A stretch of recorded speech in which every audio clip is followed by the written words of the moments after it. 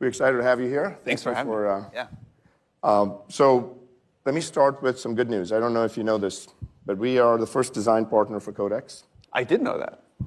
Thank you. And thank you. And in the past few months, I think we've hit an exponential curve. AI Defense was a product that we launched over here last year.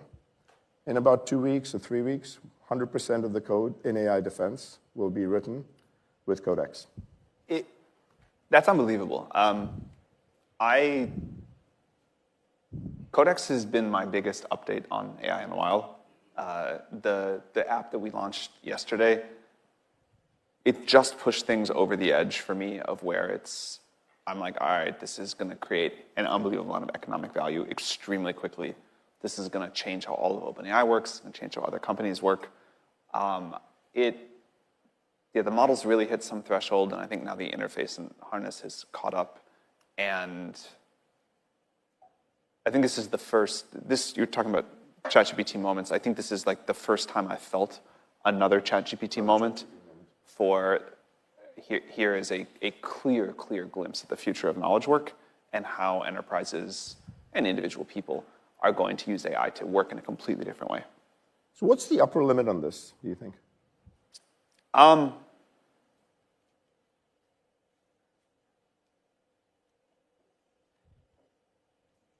I mean, the upper limit, I think, is like full AI companies. There's probably an upper limit beyond that. The current one I can think about is full AI companies. And that seems very powerful. Like the idea that a coding model can create a full complex piece of software, but also interact with the rest of the real world to build a company around it is a very big deal. And then this notion of what's happening right now, I'm sure you're tracking this with Moltbook and what happened with Claudebot. Is it just a passing fad, or do you think that there's something that we should take away from that on? No, I think it is definitely not a passing. Well, Moltbook may be. I don't know, but OpenClaw is not. I think this idea that code is really powerful, but code plus generalized computer use is even much more powerful, is here to stay. The fact, when I initially installed Codex, I said I was never going to give Codex full control of my computer without checking what it was doing. And that lasted about like 2 hours because it was so useful. And then I kind of got persuaded by people that I really shouldn't have it running like that. So now I have 2 laptops until I figure out how this is all going to work. But giving an AI agent full use of your computer and your web browser with all your sessions leads to incredible stuff. And that seems here to stay. The idea that we can take a Codex-style workflow and expand it to all knowledge work, so that whatever you're doing, Codex can be, or some version of that can be using your computer and using the web for you and editing documents and whatever other kind of work you need, feels like a genuine transformation in how knowledge work will happen.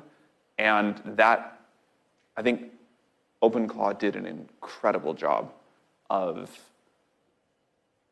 bringing many ideas together to make that feel usable and real.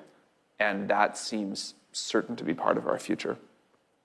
I think Moltbook is cool. And I think it points to something that will be real, and maybe it will be Moltbook, but there will be new kinds of social interaction where you have many agents in a space interacting with each other on behalf of people, leading to all sorts of new things. Like you can imagine a totally new kind of social network where everybody makes an agent or many agents and puts them in there, and the agents are talking and doing stuff and finding them people and information and collaborating with other people's agents to come up with new ideas. I'm sure there will be an interesting, I think the future of social may look something like that, very different than today. Whether it's Moltbook or not, uncertain. Sure.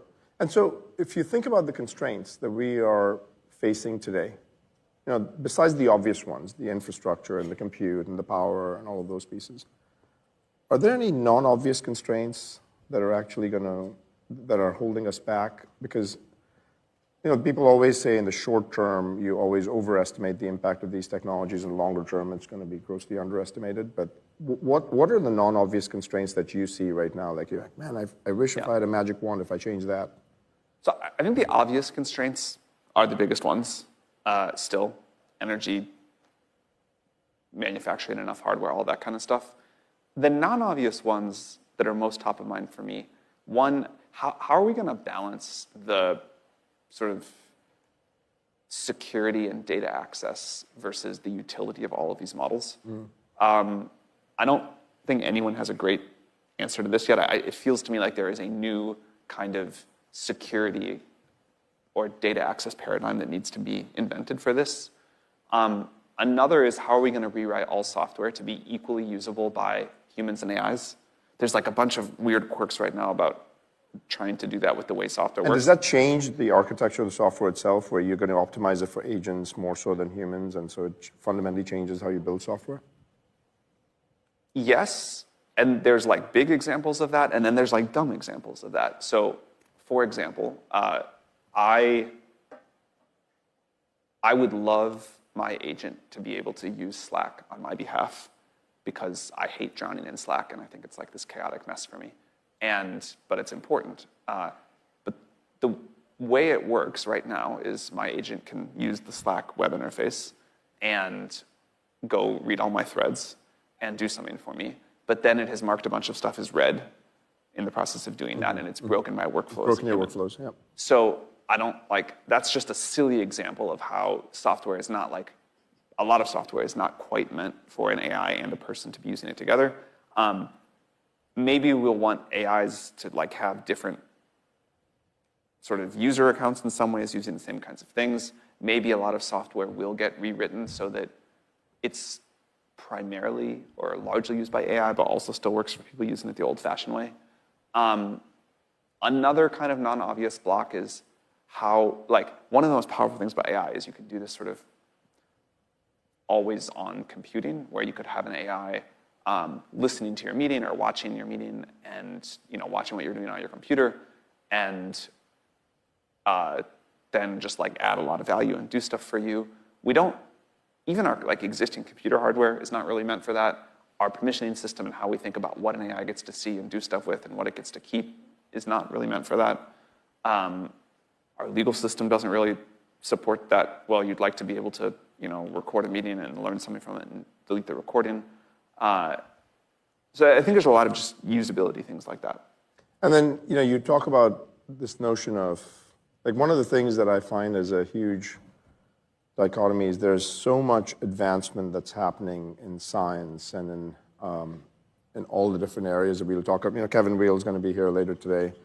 And then on the other hand, the kind of challenges that organizations struggle with to just get the basics up and running with everyone. There's a capabilities overhang where you've got, and by the way, this isn't a new concept. When Microsoft Word came out, people used 2% of the capability back then, right? And so when you start thinking about this, how do we make sure that we actually increase the absorption rate? Like, you've got CIOs and CISOs over here. What advice would you give them on increasing the absorption rate within their organization for AI? Yeah, you said a bunch of interesting stuff there. The capability overhang feels to me like the biggest it has ever felt. I used to say, like a few months ago, maybe I would have said it feels bigger than any time except right before ChatGPT launched. It now feels even bigger than that, even though people are using AI for a lot of stuff. The fact that AI can make small but increasingly big scientific discoveries, the fact that AI can write full pieces of software, the fact that soon AI can do more generalized knowledge work, those are all huge, huge things. Like, we have always said that, we're going to automate research, use that to be able to automate the economy, use that to be able to deliver incredible new value to people and share all these benefits in this whole new technological world. And we always said that as a sort of like abstract, sometime in the future thing. And yet, now AI is doing research, and AI is able to do huge amounts of economic work. And this, as you said, has happened many times in the past, but living through it definitely feels like, this is not quite how it seems like it should go. The diffusion, the absorption is so slow. Yeah. Is it slower than you thought it would be? Yes, but I think I was just naive and didn't think about it that hard. And in retrospect and looking at the history, it shouldn't be surprising. It feels fast in some ways relative to other things, like, ChatGPT grew crazily quickly relative to any other piece of software before. Codex is growing extremely quickly. I expect the general purpose computer use knowledge work to grow quickly. And yet, looking at what's possible, it does feel sort of surprisingly slow. In terms of advice, figuring out how to set up enterprises such that they can quickly absorb these new tools and not have a year or multiple years of how are we going to think about the sort of data access and security questions that are currently blocking people, even at the level today of adopting things like Codex. That feels very important. And I don't want to make too dramatic of a prediction, but I think the companies that are not set up to be able to adopt, let's call them AI coworkers, very quickly, will be at a huge disadvantage, and it is going to take a lot of work and some risk to be able to adopt those. One of the big insights we had when we were using Codex was for the first 2 or 3 months, we kept thinking it was going to be this kind of amazing tool. And then there was this light bulb that went off with actually one of your forward deployed engineers. And they said, you folks are thinking about this wrong because you have to think about it like a teammate rather than a tool. And that, I think, that level of skeuomorphic design, I don't think people have fully grokked that when it comes to this because it's still a very transactional tool in most people's minds. The Codex app is the first time to me it has truly felt like interacting with a teammate. Yeah. I think like one of the lessons there is even if you have amazing technology, which the models got, I think 5.2 was the model that got super good, but even once you get there, there's still so much value in how you package it, how you have users interact with it, how easy you can make it. But this, it really does to me now feel in a way that talking to ChatGPT has always clearly felt like a tool, that I am like working with a collaborator now. Right. And that seems very much like the shape of things to come. Okay, so let's talk about, there's a couple of topics I want to make sure I hit with you on infrastructure. You've actually spent an enormous amount of time even on the power side of the house. Talk to us about what happens with, in general, the constraints that we have around power, constraints we have in infrastructure. How are you thinking about it? You're clearly putting enough money behind it. I guess so.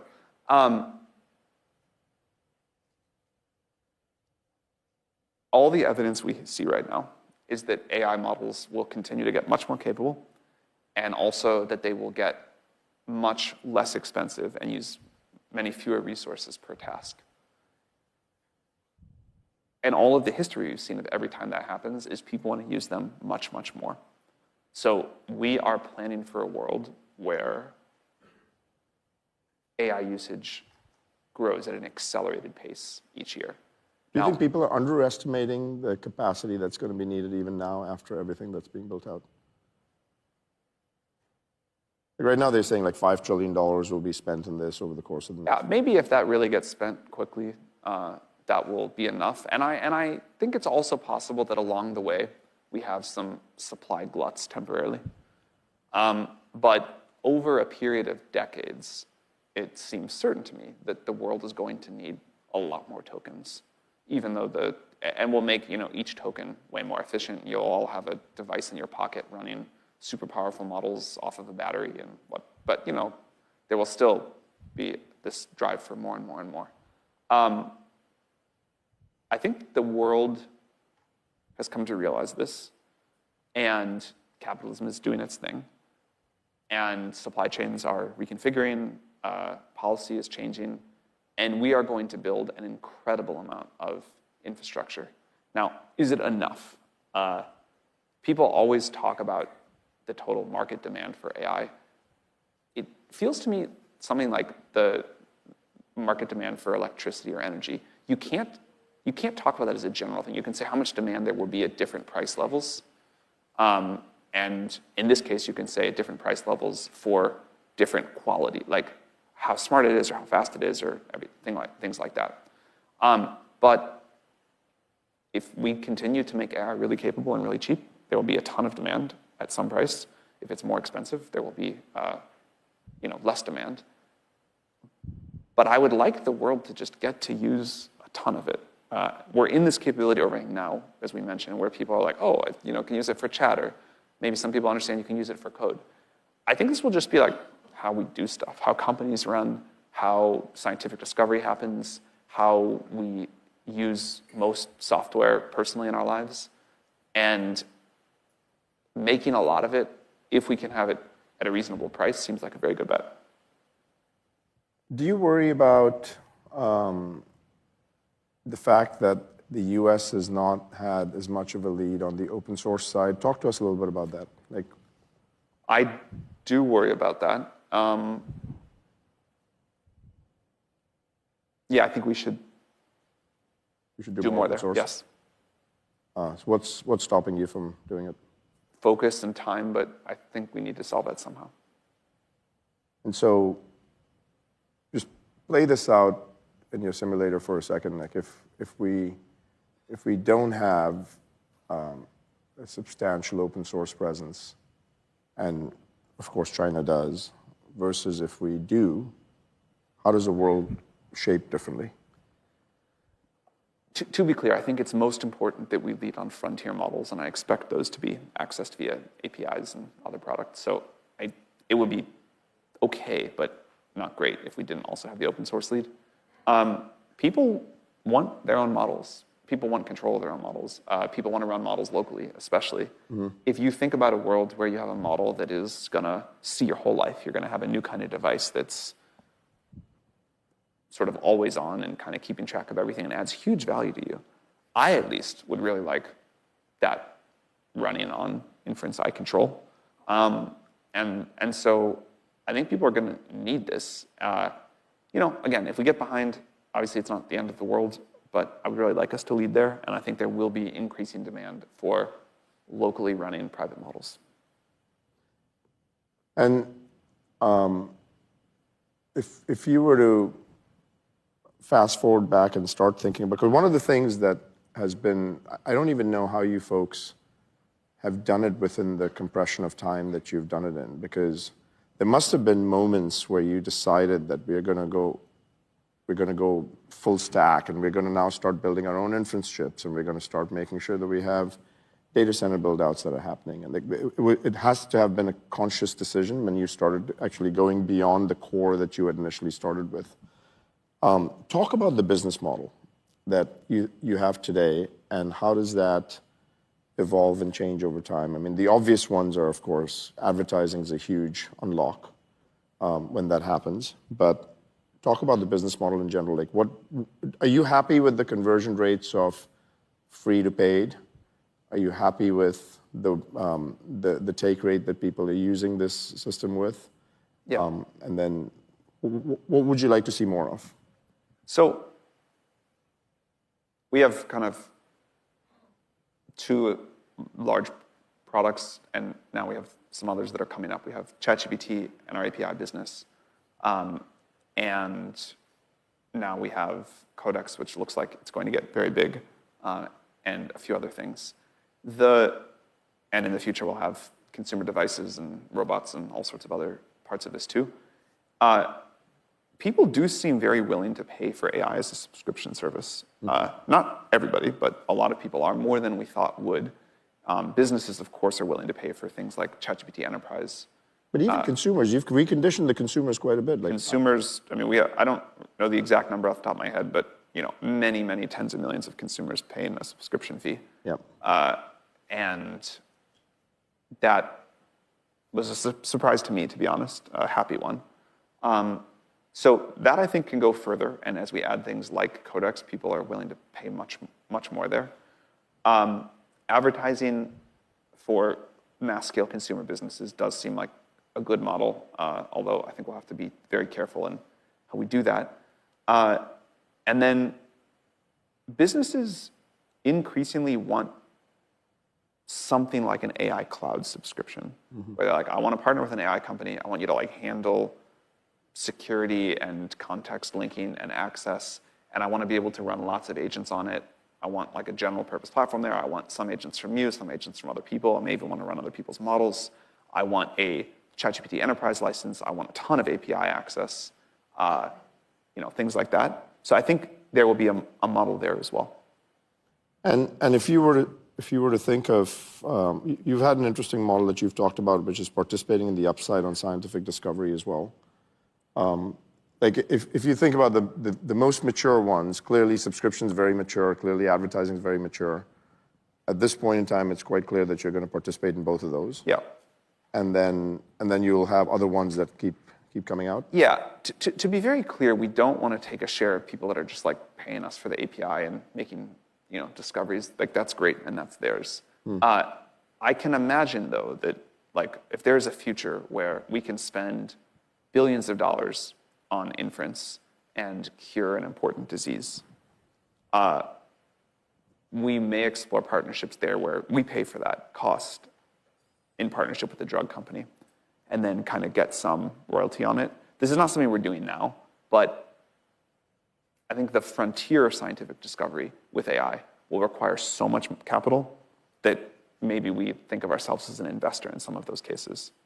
And is our imagination of the things that can be done, do you find yourself struggling with like how far exponentially you can think about what's going on as well? Or, I mean, you're a pretty big thinker, but it seems like there's new ideas emerging all the time. Like where do you think the imagination shortage is right now with the way that these technologies are evolving?